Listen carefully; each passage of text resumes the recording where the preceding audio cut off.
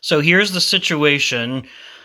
Number 6 Florida is tied 34-all against defending national champions, the Louisiana State Tigers, who are having a terrible season. They come into the game 3-5. If they lose this game, they will be guaranteed a losing season, the first defending college football champions to have a losing season since World War II.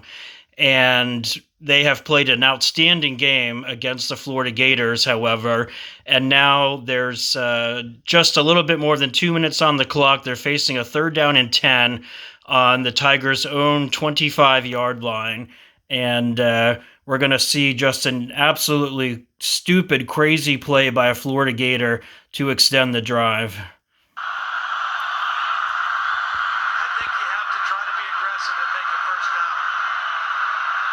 Loud in the swamp, even with only 17,000 fans here, making a lot of noise. Approaching 2 minutes to go. So there's the short toss. And he's down at the 29, so it should be 4th and 6. But did you see the cleat get thrown by number 3, Wilson? Here come the penalty flags. Is there a flag down? We have no chance of seeing that from our booth in this fog.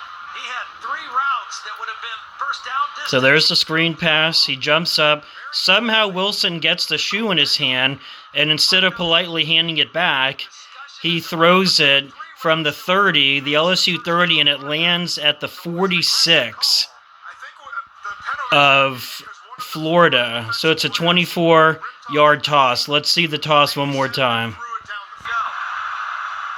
Okay, so watch as he jumps. Wilson gets the shoe, throws it at the 30, and then you'll see in a second an LSU staff member comes out at the 46 and grabs it. So it was an aggressive call. I think the penalty is going to be because one of the Florida defensive players ripped off the cleat of 87 and threw it down the field. Oh, wow. Oh, wow.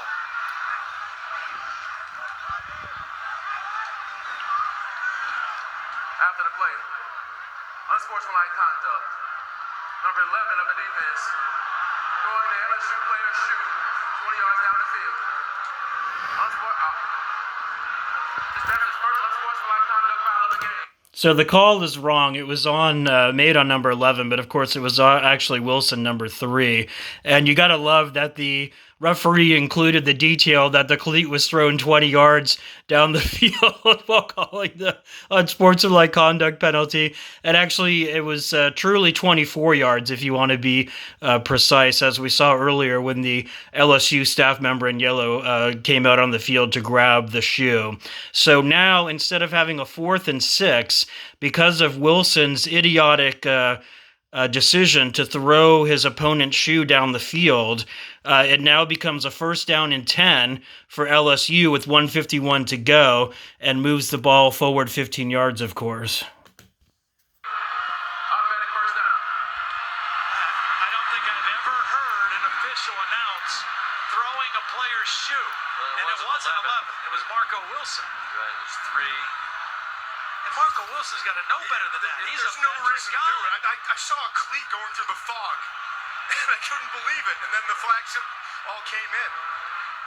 I mean, they had to stop. They were going to get the ball back to Kyle Trask with just under 2 minutes and 3 timeouts. And now they give LSU new life. And they don't have far to go to get into field goal range. Okay, so LSU holds the ball now. The penalty advances it to its own 44-yard line. Well executed. Sean, that was one of the worst penalties I've seen in a long time. It's terrible. I mean, that is a horrible penalty. I mean, you're playing for your playoff lives right now if you're Florida. I mean, forget next week. You got to win tonight to keep your big dreams alive, and you just gave new life to LSU. There's 43 seconds to go, tied at 34. Well, here's the play. Taylor makes the catch. He's stopped well short of the first down. Shoe comes off, and Marco Wilson launches it. And just flabbergasted by that penalty. and it extends the LSU drive, and at least is going to give them an opportunity to try to set up a game-winning field goal. Florida loses this game on a field goal. They'll be talking about that penalty on Marco Wilson for a long time. Redshirt junior played a lot of football. His 34th career start tonight out of American Heritage in Fort Lauderdale. However, you don't have to go far. However, you know, that is such a chaotic play when you have to run your field goal team on. Even though you practice it, you're on the road, you're in the fog, you're the underdog. That's chaos trying to win a game that way. The fact that Florida called timeout helps Cade York and LSU. So here's another crazy thing. With 27 seconds left, Florida uses a timeout on 4th and 9 as LSU was scrambling out to try a 57-yard field goal to win the game. And the announcers, as you heard, are criticizing that decision. So you have the unsportsmanlike conduct penalty for throwing the Tigers' shoe, which extends the drive, gets LSU into Gator territory, and now you have a timeout used by Florida as LSU was scrambling on the field to try and kick the field goal with no timeouts left and a live clock. I still think they made the mistake using a timeout early. So here's York, sophomore from McKinney, Texas. 8 out of 10 in his career from 50-plus. Made one from 52 last week against Alabama. This looks like it's going to be 57. Breeze not a factor. This is for the lead in the final 30 seconds. Career long 53. Snap and hold are good. Did he get all of that? It's right down. Look at that, and it's perfect. His career long 57 yards. 57 yards. LSU takes the lead with 23 seconds to go. Wow. And that would not have happened if it weren't for Wilson throwing the shoe. And that's exactly where Coach Orgeron said, at the 40, I'm comfortable. We talk about how good punters are today, and these kickers are great as well. And they'll be talking about this for a long time. Gator Nation. Penalty by Wilson when they had LSU stopped and going to force a punt.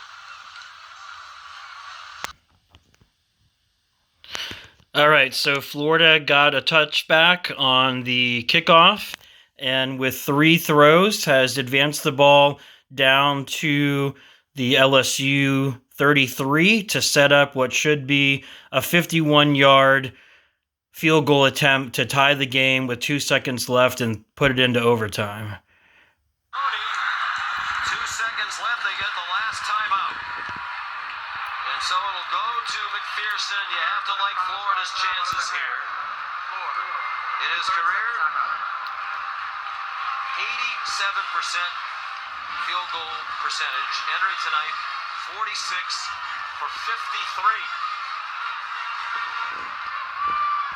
That was really good execution by Kyle Trask, reading what LSU was doing, taking what the defense was going to give him, and instead of getting it in one big play, he took 3 completions and surgically moved his team into position to tie it and force overtime.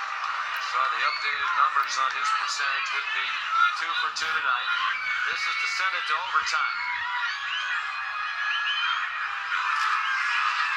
From 51, it is hooking. It is No good! Louisiana State has a major upset over number 6 Florida because of that player Wilson throwing the cleat. Unbelievable. And that could knock Florida out of any hope of getting in the college football playoff. Wow. in which almost nothing has gone right.